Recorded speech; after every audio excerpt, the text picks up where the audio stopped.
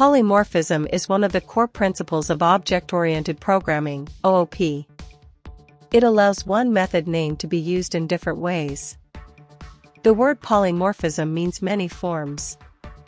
In programming, this means that different classes can have methods with the same name. Even though the name is the same, each method can do something different. For example, a method called speak can make a dog bark or a cat meow, depending on which class uses it.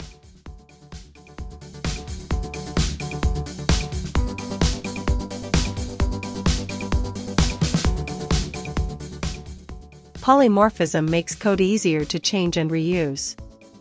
It helps programmers write code that works with many types of objects.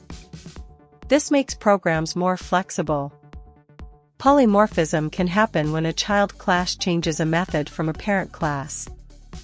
It can also happen when different classes use the same method names through interfaces.